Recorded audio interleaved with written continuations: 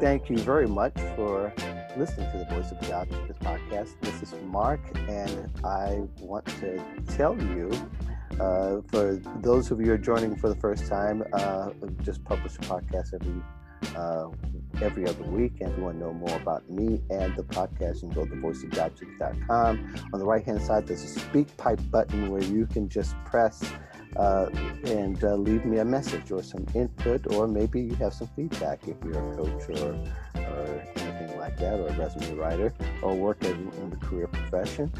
If you do, I'll air it. I don't think I've said that in a long time. My guest today is Austin Belcak. Did I pronounce that right? You did, yeah. Awesome. Austin helps people land amazing jobs without applying online. If you need help with the job search, he's the guy. He does this in a way, and he will tell you emphatically, and like we've said on the show time and time again, you don't have to fill out 100 applications a month to get results. And he's going to dig really deep into some of his methodology. And he wrote an interesting article last September on how to get a job anywhere with no connections. And it is lengthy, and I want to let you know that you get a real play-by-play. And I appreciate it the most when career professionals get detailed as if they're giving away the shop. And I think it benefits you, and it benefits you so that you get a play-by-play and you'll get results. And of course, for some people, all they need is just that one little in. To get into their job search. I want to welcome you, Austin. How are you? I'm doing well, Mark. Thanks so much for having me, man. I'm really excited. We were talking before how we've kind of been following each other for a couple of years here. So this is the big day is finally here. I couldn't be happier and more excited.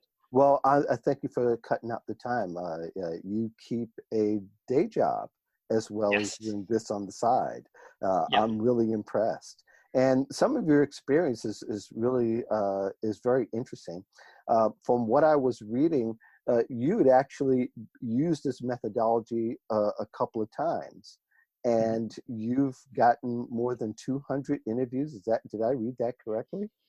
So I've gone on a lot of interviews. I've interviewed at a little over 50 companies during my time with over 200 people for sure. Okay. Right. So yeah, definitely been through a couple of those. Yeah, I think one of the things that really you've tested it out, you've tweaked it. You even go to your website, and I should mention that it's cultivatedculture.com, and I'll have that link in the show notes to make it easier for you guys to get to if you want to check him out. You also have a tool on your site as well that is very useful. Could you tell us a little bit about it? Yeah, so there's two on there. So one is a resume builder that's 100% free. So it's got applicant tracking system friendly templates. For those people who don't know what that is, the resume scanning software robots. When you press apply online, your resume has to be formatted a certain way for them to read it. So the templates set that up for you. It's just kind of plug and play. You go in there, you type in your info, and you can export it. It's all free. And on top of that, I also have a tool called mailscoop.io, which is essentially an email lookup tool. So a lot of my process hinges around reaching out to people, building relationships with them. And one of the best ways to do that is via email. So you need people's emails if you want to do that, and the tool will help you find them. So they're both free.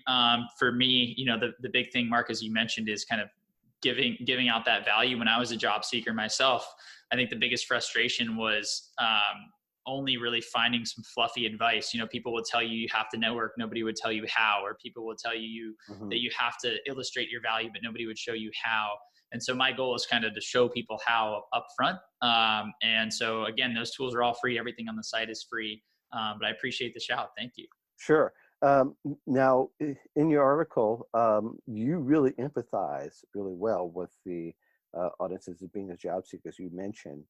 That you were one yourself, and I don't know if there's a career professional who wasn't one at one particular time, and tried what everybody else will want you to try. It's a numbers game, and you got to fill out 100 applications, and you got to send out 10,000 resumes, and as in recent years, most people say, I don't get a lot of results. They may get 1 or 2% hits back. Yeah. And those are usually employers who always are hiring and always are looking for someone for a particular reason. And there's a reason why for that, but that's another show. But but in your submission of applications, uh, the the thing is you never got any feedback, of course, as to do it some other way, like most people feel, right? Mm-hmm. Yeah. So, I mean, for me, it really, it was an interesting time because I graduated from college with, no real idea what I wanted to do. Hmm. Academia, college wasn't really my strong suit. So I had a pretty poor GPA, Hmm. and I had this biology degree that I graduated with, and I ended up just taking a job that fell in my lap. My roommate's dad kind of got me in the door for an interview, and I accepted an offer at the end of the summer, so I wouldn't have to worry about it my last year of college. And Hmm. so, within the first couple of weeks of starting that job, I knew it wasn't for me. Hmm. And for so many reasons, my boss didn't treat me well. I wasn't getting paid enough, and I ended up racking up a ton of debt, kind of just to make ends meet. And then on top of that, the work, it just wasn't fulfilling, and it wasn't what I wanted to do. And so I knew, I sort of did some exploration. And I figured out that tech was really where I wanted to go. This was back in 2013. So all these tech companies are really hitting their stride. Facebook hasn't had any of the headlines that we've seen recently. Uber, kind of the same thing. They're all sort of in their heyday. And Hmm. so I said, that sounds awesome. That's sort of where I want to go. And everybody told me, if you go to college and you spend all this money on a degree, like you can get your foot in the door anywhere. And so I said, great, sounds good. And I went and I kind of sought out advice from the people that we normally go to for advice, right? Our Hmm. parents, our friends, Right. career coaches and counselors at college. And they all sort of told me the same thing, which is exactly what you just said. It's a numbers game. You got to tweak your resume and apply online. And, eventually if you throw enough stuff up against the wall, if you will, something will stick. Hmm. And so that's what I did. And I didn't get much out of it. So within the first 3 months or so, I applied to about 300 different jobs, and nothing came out of it. So I went back to those people and I said, what gives? What's the deal? Like, the definition of insanity is doing the same thing over and over and expecting a different result. And, I'm not getting any results. Right. And they all told me, well, it's a numbers game. You just got to keep applying online. And Hmm. that was an interesting moment for me and a bit of a red flag, because we had, my friends who, most of them went into finance, had finance degrees, went into finance, very traditional path. My parents, neither of them had job searched in about 15 years, because my mom stayed at her same company forever and my dad was an entrepreneur. And then these college counselors were telling me the same thing. So 3 very different groups all giving me the same advice. And I thought that was a little weird. So I sort of said, okay, I'll give this one more shot. And I just ramped up my application numbers, and I ended up applying to about 200 more jobs in the next month. And after that didn't work, I said, look, this can't be right. This is the only thing I've run into where people are willing to do so much work without any semblance of control in terms of results. You have no idea what your outcomes are versus your inputs. Hmm. So I tried to then take a step back and say, what can I do differently? And the problem, like you said, I didn't have anybody out there telling me, this is what you can do differently. This is a different way to approach it. So I ended up sitting down and I had a coffee with somebody who was a Wake alumni, where I went to college, and also worked at Uber.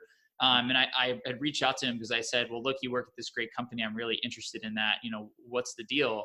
And he told me essentially what I can distill down to one of the best pieces of advice I've ever received, which is to only take advice from people who already have what you want.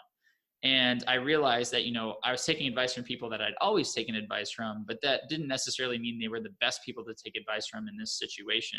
Hmm. And so I decided that I needed to go seek those people out. So I wrote out a list of, criteria for my dream job. I wanted to be working at a Google or a Microsoft. I wanted to be working in a big city like a New York or an LA or San Francisco. I wanted to be making at least 6 figures annually. And I wanted to be doing it all before I was 25, 26, because, I didn't want to wait forever for this to come to fruition. Hmm. And then I used LinkedIn to go out and find some of those people. And I just cold emailed a lot of them, and I asked them to get on the phone and tell me about their journey. I tried to find people who came from a non-traditional background as well. Hmm. And basically I found 2 things. One, all of those people had gotten in the door via a referral, whether they knew the person previously or not. And two, most of them had found creative ways to illustrate their value. They didn't just rely on a resume or a cover letter or an online application. They sort of went above and beyond. And so I took those two things to heart, and I basically said, hey, I'm going to tear this thing apart. I'm going to tear apart the whole process. I'm going to test and tweak and try everything I can when it comes to building those relationships, getting referrals, illustrating my value. And I did that for about a year and a half. And I ended up getting a job at a startup in New York, but then eventually going on to use those techniques to get referred into Google, Microsoft, and Twitter. I eventually accepted the offer from Microsoft at the end of the process for those three companies. And shortly after I started, a lot of people came and asked me, weren't you the kid who had the terrible GPA and the bio degree? Like, how the heck are you working here? And that's when I actually wrote that article you mentioned. It was updated last September, originally written in, I think it was in February or March of 2016. So about 5 months after I started. And I just got a really good response from people saying, this is what I've been looking for. Like you said, I tried to go step by step. And so the rest is history now. I've had the site for a couple of years, and it's all been based around that specific process that we talked about. Mm-hmm. So in your process, in tweaking and having those conversations, the good and the bad provided you a lot of intel to kind of point forward to, this is the way that it's learned. So you were able to learn from your mistakes as well as to learn from the conversations overall, better than applying to something and not getting any feedback at all. Mm-hmm. Yeah, absolutely. And I think the coolest part about this system to me is, sort of like I said before, when you apply online, you could submit one application, 27 applications, or 300 applications, and you probably couldn't tell me the number of interviews that you could expect to get out of that, right? It's really a game of chance. Like some people will send 5 apps and get 4 interviews. Some people will send 100 apps and get no interviews. And you just don't know what outputs will come from your inputs. But with this specific system, so I work in sales now, and I sort of, when I moved out of, I worked in medical device sales, but when I moved out of that into true sales, it was more in the tech space, and also I did some freelancing for myself and kind of had to drum up business and do some cold outreach. One of the core tenets is sort of understanding your success rates at every step of the process so you can work your way back. And that's the beautiful part about this job search method. So we can kind of start at the offer and say, well, look, if I want 2 job offers and I know my success rate, or I ballpark my success rate at 33% from final round to offer, I need 6 final rounds to put me in a good place for 2 offers. And if my success rate from first round interview to final round interview is also 33%, I need 18 first round interviews. And hopefully I'm getting those through referrals. So I need to have at least 18 people willing to push me in the door, but not everybody I speak to will do that. So maybe I need to have like 40 or 50 conversations to get those 18 referrals. And not everybody I email is going to get on the phone with me. And so when you start, my response rates and most people's response rates are in like the 10 to 15% range. You can do some stuff as you get better, and you can implement some strategies to boost that into like the 25 to 30% ballpark. So using that, we can kind of extrapolate those 40 to 50 conversations out to like 120 to 150 emails. And so the cool part about this is, it sounds like a lot of people to email, but really, if you're targeting like 10 to 15 companies, it's really only 10 people at each of those companies. But it's great because you can say, hey, if I send 150 emails, I can expect to get, 40 conversations, 18 referrals, 6 final round interviews, and 2 offers. And so you really can understand what results are expected from what you're putting into the process. And then you can also see where the process is breaking down. So, if you're expecting 18 first round interviews to turn into 6 final rounds, but you're only getting 1 final round, then you can say, okay, I really need to bone up on my interview skills, and then you can go seek out advice specifically for that. So that's my favorite part of the process is you can really understand that stuff, but then you actually have real people. You're talking to people, you're building relationships who can give you that feedback and say, well, if I was a hiring manager, I would be concerned about this, or I'd be wondering about that, or maybe you'd think about, boning up on this skill or that skill, getting this certification. So yeah, you do get a lot of that feedback, much more so than, throwing your application into the black hole of, the online job boards. Right. So some of the characteristics of your emails, or they might even been LinkedIn messages or whatever you decide to use. What are 1 or 2 main components would you point to that kind of catapulted the success of your initiating these relationships? Yeah, for sure. So the biggest thing, the biggest mistake that I see people make is they use what I call like a me mindset when they reach out. And so that's really an email that's geared towards you, the sender, Mhm. versus the person receiving it. And so we kind of have to keep in mind that the person on the receiving end of the emails here is, they're a busy person with a full-time job and a personal life and all this stuff. And so when somebody shows up and they say, hey, you work at Microsoft and I'd like to work at Microsoft too, like, here's my resume, can you pass it along? That's a really, really big ask. Right. And also, even if it's something as seemingly innocuous as, hey, you work at Microsoft, I'd like to ask you a few questions and get some advice on how I could work there. Even something like that is still very focused on you. There's not a whole lot in it for the other person. Right. And you and I are both active on LinkedIn. I post about this a lot, and sometimes I get people coming back to me and saying, well, I reply to every job seeker that emails me, and I prefer them to be direct with their asks. And that's great, and I think that's awesome, and I wish we had more of those people. The reality is, most people out there are not replying to random job seekers that just show up in their inbox asking for a job. So instead, what we need to do is we need to do our work ahead of time, and we need to make the outreach about the other person. Chris Rock, the comedian, he has a great quote where he's saying when he started his career, he used to drive these old broken down cars to his gigs because he couldn't afford anything else, and they would break down on the side of the road. And he said, when I stood there and I kind of threw my hand up and tried to flag somebody down, nobody would stop. But if I got out of my car and I started pushing it, other drivers would pull over and they would help me push my car. Right. And he's like, I think the moral of that story is, if you want help, you got to help yourself first, because people really like to see that. Yeah. And I think that really sums up the mindset you need to have when you do this cold outreach. So for me, the first thing I do is I go research the company in as much detail as I possibly could. Again, I'm trying to pick like 10 to 15 target companies that I really want to work for, rather than saying, hey, I'll blast out an application to 100 different companies that just happen to have roles. And so that allows me to go really deep on the research for that one company. And I'm listening to their earnings calls. I'm going to sites like Google Finance and Seeking Alpha and reading news articles about them. I'm trying to find interviews with their leadership team or people who are in leadership positions in the division I want to get into.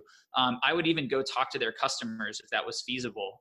If it's a startup or if it's a B2C company, I would go try to hit up people who I knew used the product or would be in the demographic and ask them questions about not just the company, but their competitors too. And then on top of that, I would try to go get in touch with, I would try to do some research on the people I was reaching out to. So I try to find them on LinkedIn. I'd look them up on social media. I'd Google their name. And I try to find an angle I could use to make the outreach about them. So one of my favorite things is, finding something in the person's background. If I can find that person who went through the non-traditional career switch, that was always a great angle for me. Alumni is another great angle. If they're professionally active online, that's also a great angle. But at the very base level, I could send an email to somebody and say, hey, I thought your transition from X company to Y company was really impressive. I found you on LinkedIn. I'd love to learn a little bit more about your journey and some of the obstacles you faced. And so even that email right off the bat is, I'm telling them, hey, I'm recognizing what you did. I thought it was really impressive, and I want to learn more about you, and I want to learn more about the obstacles you faced and the challenges you went through and how you made this happen. And so I'm still going to get the same info at the end of the day, right? But I'm not showing up and saying, I need advice, give me advice, look at my resume. I'm saying, hey, what you've done is really cool, and I'd love to learn about your journey. And that's a very, very high level, basic, breakdown. But the goal is, if you make the outreach about the other person, your chances of getting a reply are just going to go up a lot. And then you get them on the phone, and the phone is really where you're able to dig up some more of that information. That's where you're really able to build the relationship. And that's how you start turning this person from basically a total stranger into an advocate or a potential referral into these companies. Right. And I think most people kind of get a little PTSD when they're getting reached out all the time, and the person is reaching out is self-focused rather than other focused. Mm-hmm. And the other focus kind of brings a refreshing approach to say, wow, this person read what I do. We all get the email every once in a while. We get the LinkedIn message, say, hey, I want to learn more about what you do. How exhausting is that when you get that kind of email when you got a whole profile to look at in most cases. Mm-hmm. Absolutely. And I mean, you nailed it. Like the people who show up and basically ask something that was very easily, very easy to find online, that, like you said, it's tiring and it doesn't inspire, it doesn't inspire a response. But when you show that you've taken the time to learn about this other person, that's really where this happens. And I like to think about it sort of like, if you think about your social capital, like a bank account, Mm-hmm. if a referral into a company costs you $20, if you haven't deposited anything into that bank account, you try to make that referral or ask for that referral, you're going to overdraw. You're going to get that no, you're going to get left on red. Nobody's going to reply to you. But if you spend some time, making small deposits in the form of, recognizing the other person for something they've done, getting on the phone with them and really engaging with them, telling them, I really love this about your background. Tell me more. And, they're telling their story to you and you're asking follow-up questions. That's really interesting. A lot of people didn't go back to school or do go back to school and get your MBA, but you decided not to. You're like, tell me more about why you made that decision. Asking these follow-ups, these leading questions that show you're engaged. You're going to be depositing a couple dollars here, a couple dollars there, and then you're going to work your way up over the course of 1, 2, 3 conversations, a couple email exchanges to that $20, level where you can then ask for the referral, and the other person is not only going to be able to refer you in, but really go to bat for you. I think a lot of people are in such a big rush to get the referral and get in the door that they forget, like, if somebody's willing to refer you after one email, chances are pretty good that person's not going to go to bat for you. And even if they do, like, what are they going to say? They don't even know you. Right. Whereas if you actually talk to them and build a relationship with them and foster that relationship, not only can they refer you in, but they can actually go pitch on your behalf. And they can make a strong pitch because they have things to speak to. They have a relationship with you. They have, ammo that they can use to make your case on your behalf.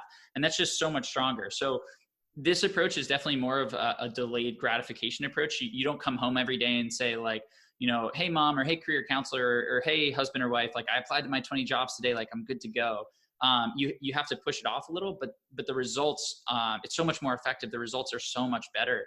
And so you just kind of have to take the leap and trust in the process a little bit. Right. And also accept some of the intel that will come back, even if it isn't particularly in your favor at that particular time. Like being able to apply for the job, get the referral. Let's say the referral doesn't work out to get or interview, or even if you got the interview, didn't work out to get the job, then you can ask that person, and the chances are very heavily they're going to say why you didn't get the interview and why you didn't get the job, and you can use that next bit of intel to reconstruct your approach for the next interview. And all it is about the chain of power that you're able to obtain from getting from one point to another. 100%. And I love that you brought that up, Mark, because that's exactly right. Like, everybody you talk to, you may not get a referral out of them, but you're going to get a little nugget of information, and you're going to be able to get a better view of the bigger picture. And that informs the whole process, right? That informs the answers that you give in an interview. You can really tailor them to the specific needs and goals. But on top of that, when I talk to these people, I always try to ask them things like, what's the biggest challenge your team is facing? Or, I went and surveyed a couple of your customers and they, really want this feature, or said this was an issue. Are you guys working on addressing that? Or what are your big goals for the next 6 to 12 months? When you hire somebody onto your team, what do you do to look back on them and say, wow, that person blew expectations out of the water? And then I take that back and I put together what I like to call a value validation project. And so this is kind of going back to that second core component of the system where you step outside of the confines of a resume to tell your story and illustrate your value. Sales 101, the first thing they teach us when you go to like the new person sales camp is, if you want to be effective, you have to make your message about the other person, right? If you make it about you, nobody's buying anything from you because they don't care about you. They care about themselves. Right. And so it's the same thing here. But the problem is the job search process, the traditional process, doesn't allow us to do that. A resume is only focused on our past. And especially if you're coming from a non-traditional background, if you're trying to make a pivot, like the last thing you want to do is talk about your past again, because you feel like you spend your entire day defending it instead of being able to speak to the stuff that matters. Like, here's what I can do for you if you just take a chance on me. And so the value validation project allows you to step outside the confines of that resume and this kind of broken process that's not very good at teasing out the best candidates. It more so is good at teasing out the people who write their resumes the best, or hire the best resume writer, or can interview the best. And it kind of gives you the opportunity to pitch yourself on your terms. And so that could be coming up with a couple of ideas around helping them solve a challenge, or making some suggestions, or saying, hey, I went and surveyed 30 people in your audience, or 30 of your customers, and here's the feedback that they gave me, and here's what I think we could do about that. And so that could be a deck, that could be a video, that could be a website that you put together.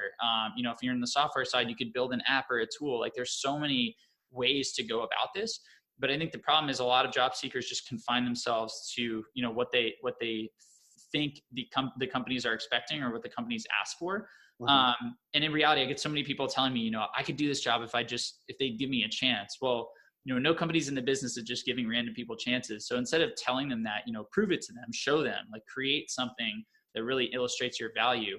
And the best way you're going to do that is through that company research, but also the research that you get from the conversations you have. And if you have the combination of that referral, that person coming to the table saying, look, I've talked to Mark and we have a lot of awesome candidates, but man, he just has such valuable experience in, with this project and this project. I really think he's our guy. And then on top of that, you're showing up with this value validation project that's essentially, like that's the proof in the pudding right there. Right. That's a deadly combo. And it really sets you apart from everybody else who you're competing against in the search.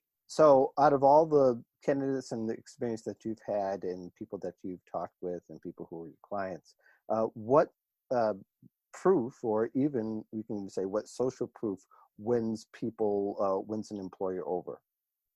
Yeah, it's a great question. So the value validation projects are really, they're highly specific to the company and the role, right? Every company has different needs. Every role has different needs.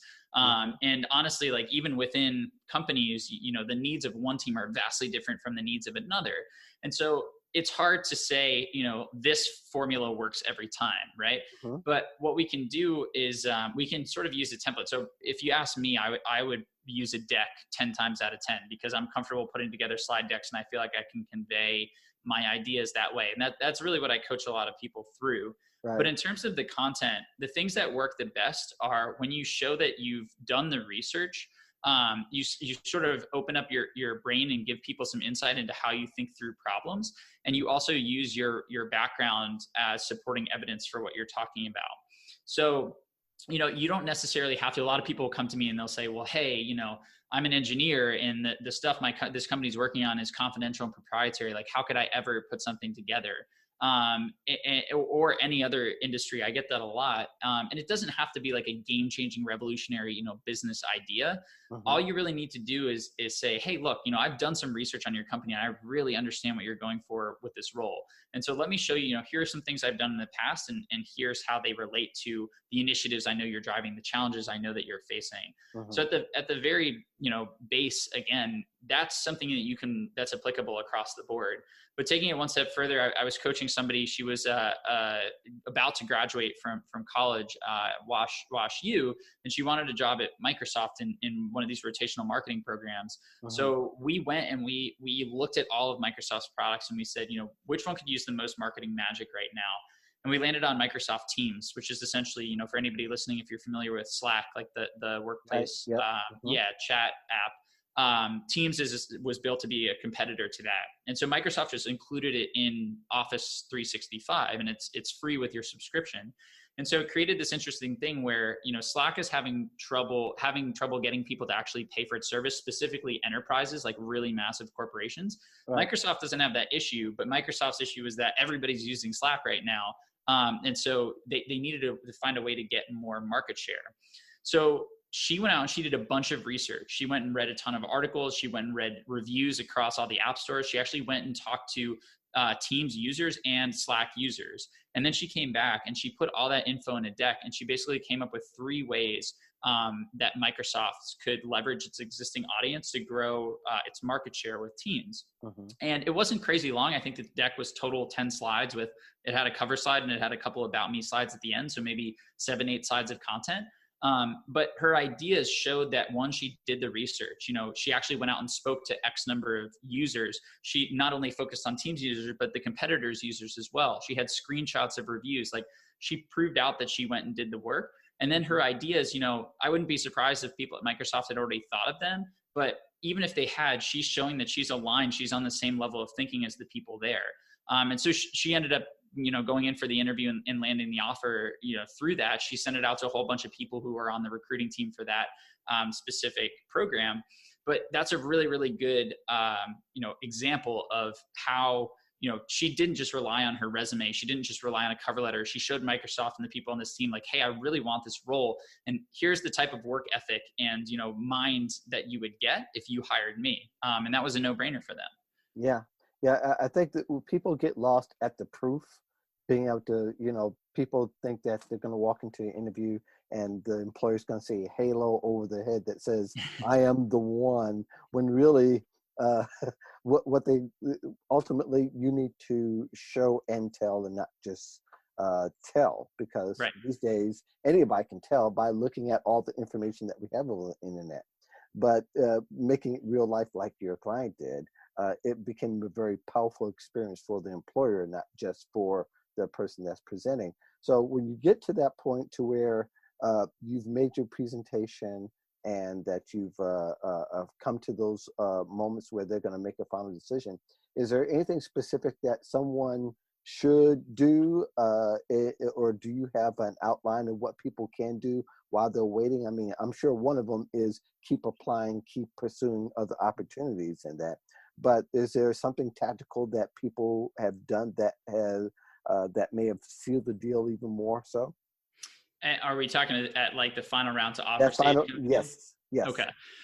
Yeah, I mean, so the value validation project is really a great ad at any point. So, if you can put it together when you're talking to people at the beginning, that's a great way to get you in the door. But then you can continue to leverage it. And if you haven't put it together already, send it to those people you're interviewing with, like right. just before, not just before, but a couple hours before the interview, so they can glance over it, but they don't have time to go really deep into it before you have a chance to explain. Mm-hmm. And then even, if you make it to the final round and you're wondering, what else can I do? And you haven't done something like that, that's a great ad there. On top of that, the big thing is just kind of being politely persistent. So emailing back and saying, look, I'm really interested in this opportunity. This has been my dream job for, as long as I can remember. And, if there's anything else that I can do or provide, please let me know.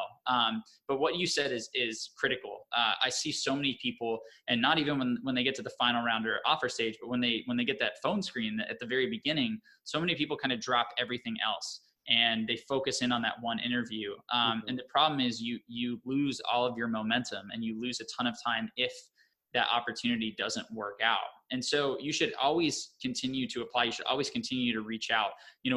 Worst case scenario, you end up with a few more contacts in your network, and you spend a few more hours, and that's great. Best case scenario, you end up getting in the interview process and maybe even an offer from another company, and now you have a little bit more leverage in negotiations and you have some options. But you should never take your foot off the gas. And even if they give you the offer, my recommendation is to keep applying and keep pushing until you actually have a start date inked, and maybe even up until you step into the office on that first day. I've seen stories of people who have accepted offers, and then, the company closed down the role or moved in a different direction. And so you really never know until you step into the office on day one that you're going to be hired. So I really like your advice, Mark, of continuing to push there, and making sure you have all your options on the table. Yeah, absolutely. It doesn't stop at the one opportunity. I mean, really, all of this is you're not just thinking about just getting the job. You're trying to find the best situation overall. And if you're settling, you don't want to settle. You don't want to have two dates, and one guy does take you to Texas, Brazil, and the other one takes you to Philly cheesesteak, and you think that Philly cheesesteak is the ultimate in having a date there. You want Yep, to you want to do the research and compare and contrast your opportunities, and that's the best situation anybody can possibly be in. totally. So great tactical stuff. Thank you so much, Austin, For for sure. bringing it to us. Any final things that you did? I think we hit the whole spectrum of going from figure out who I'm going to work for to getting the job. Yeah, for sure. I mean, if I had to give one piece of parting advice, I would just say I think the area where I see this breakdown the most is the email outreach piece. So the number one lever that you have to accelerate your chances of success and increase your chances of success is to reach out to more people. So I sort of alluded to this before, but if you start with the target 10 to 15 companies, you find 10 to 15 people at each of those companies. And I sort of walk through our success rate path. We're really looking in the ballpark of 150 people. So that 150 builds in so many factors. It builds in, you doing this for the first time and not being so good at cold emailing just yet. It builds in, natural attrition that's going to happen for people who aren't interested. It builds in all of that stuff. And so, what I see a lot is people say, "Oh, that's great advice, Austin, I'll try it." And then they come back a week later and they're like, "Man, none of it worked." I'm like, "Well, how many people did you email?" And they're like 5 or 15 or 20. And that's just truly not enough. Like I said, when you start, your response rates are going to be in the 10 to 15% range. And so if you email 20 people, maybe you might be hopeful to get 1 or 2 responses if you're lucky. And, but the chance that that person is going to refer you in is very, very low still. So you really need to scale this out. And it's not easy when you're emailing a stranger. It's a very vulnerable position to put yourself in. So if you can find a way to kind of detach the emotion from it, remove, to not take it personally and just view it as almost a game, like, hey, I'm going to reach out to 150 people. I'm going to see if I can up my response rate, whatever it is.